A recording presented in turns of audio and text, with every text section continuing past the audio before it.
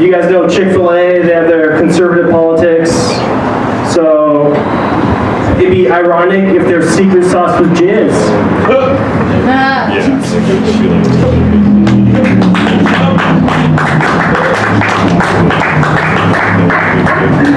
All types of energy, bro.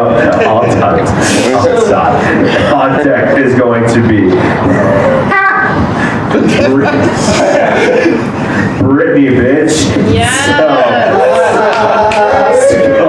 I want you guys all to keep that energy going, but clap your hands for one Kevin McCarthy right now, everybody.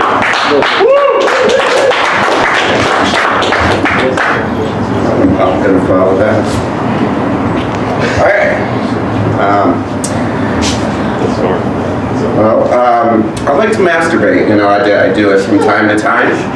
But you know, I have 4 roommates. I have a shared room, so it's very hard to get some privacy, some alone time. So you know, I'm not an animal or anything. I like to do it in the room where we wash our hands and shower and brush our teeth, and just the cleanliest room in the house. You know, but you know, I'm pretty lazy and not good at cleaning, so the cleanliest room in the house is where I just came. So, and neither are my 3 roommates good at cleaning, so I now take showers in the kitchen. I think it's mental peace is more important.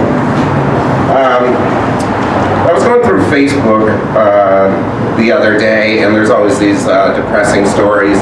And I went by the story that a Catholic priest had raped over 100 little boys. And I just don't get how Catholic priests think they're going to go up to heaven, you know, and they think they live this holy life. And God's going to be like, you know, oh, I see, you know, you were a good priest, you know, you never had a wife, you know, you never had sex with a woman the whole time. You're doing good. All right, come on in. Oh, wait, I see here you raped 100 little boys. Well, at least you didn't marry a woman. Now, come on in. No, that's not ever going to happen. He's going to be like, you know, you're going to rot in heaven forever. I mean, that's not any better. I mean, I feel like he let you slip. You just had sex with a couple women, you know, even if you married one and left the priesthood, that's a lot better off. I mean, you know,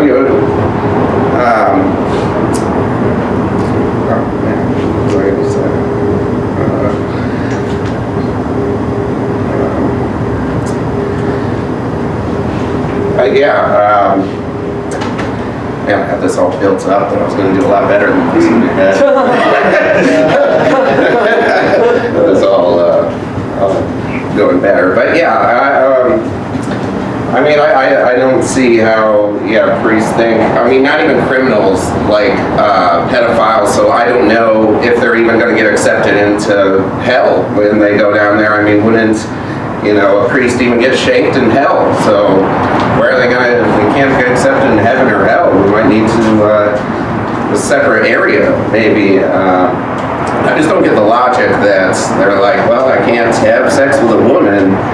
I guess I'll just go for a little boy. I don't get that jump there, but hey, that's their mind.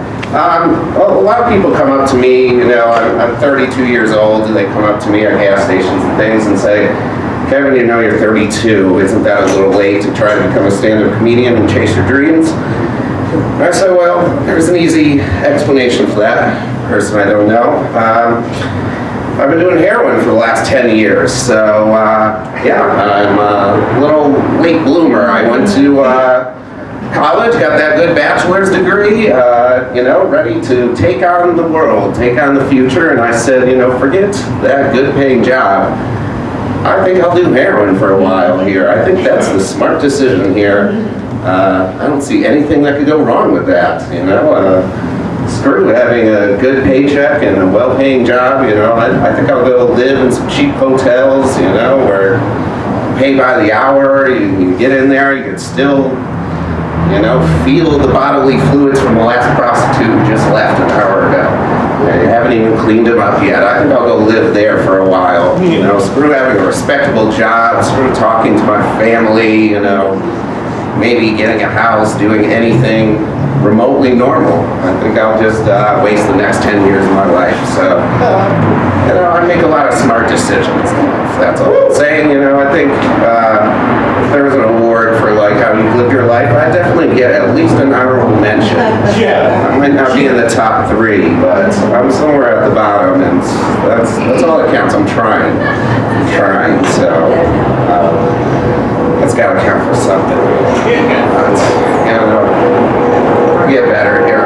I didn't put it on my phone, so I'm pretty proud of that. So, all right, guys, thank you very much.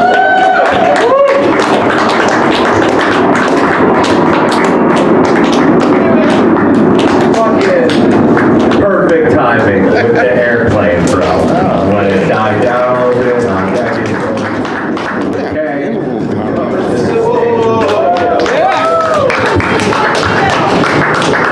Okay, in the hole is Robert. Okay.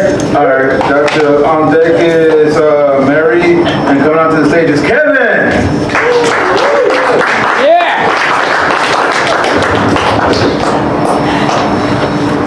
Yes.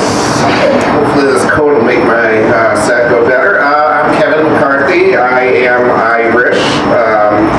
And a friend told me the other day that an Irish goodbye is when you just leave without saying goodbye. You just say nothing and you just leave. And it's crazy because I just thought that was goodbye all these years. I just thought that's how you left a party. And I didn't know I could blame it on my ancestry. So now, you know, when a friend calls and says, "What happened to you last night?" I just, you know, blame it on my heritage. I say, "Dude, I'm Irish. You know, I left." And no more questions asked. Irish ain't me.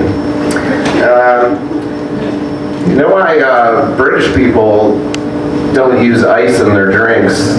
You ever had one cavity and tried to eat ice cream? Imagine having a cavity in every single tooth.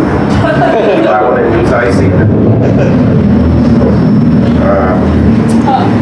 Anyways, you know, I like to masturbate. It's something I like to do from time to time. And I live in I have like 4 or 5 roommates. I have a bunch. There's a lot of people in the house. And I live in a shared room, so not much privacy. So, you know, I have to go in the room where we shower, brush our teeth, wash our hands. Basically, the cleanest house in our room is where I just came. And I'm pretty lazy and bad at cleaning. And I know my roommates are even worse than me at cleaning. So I don't think it's our cleanest room in the house. I think I'm just going to shower in the kitchen from now on. It's mental peace is worth more to me. And you know, I dread that, you know, you masturbate, you have to take your shirt off. You have that porcelain back on your toilet. And it's so cold when it hits your back, you know. And so usually I'm crouching over that in some yoga pose like the squatting masturbator because I just don't want that to hit my back. I just know the coldness is gonna just make me jump. I don't like it. I don't like it at all. All right. But yes, I was scrolling through my Facebook page the other day. There's a lot of lovely stories on there. I like to catch up on some positive news. So I read an article about a Catholic priest raping 100 little boys. And I just don't get, like, Catholic priests, they devote themselves to God and being holy men. Like, what do they think when they get to heaven that God is just going to be like, you know, yeah, you were a priest, you did good, you didn't marry a woman, you know, you had no sex with no women. You know, you did a good job. Come on, oh, wait a second. You did rape 100 little boys. That's tough. Yeah, just come on in anyways. At least you didn't have sex with a woman. No, that would never happen. I mean, I feel like you could slip up a few times and still get into heaven if you're a priest, as long as it's just a woman your age or whatever. God had sex with Mary Magdalene. There's no like lost book of the Bible where Jesus befriended a little boy or something. I mean, I think he'd be fine if you just slipped up a few times and had sex with a woman. You don't need to go straight to the little boy part of it. I mean, I feel like God didn't put that in the Bible because he just thought it was a fucking given. Like, it'd be weird if he wrote, hey, by the way, don't have sex with little boys if you're a guy. Like, I feel like that's just something you should know. Like, my parents never had a birds and the bees talk where they sat me down and said, hey, when you're older, don't have sex with little boys. They just knew that I would know that, because that's just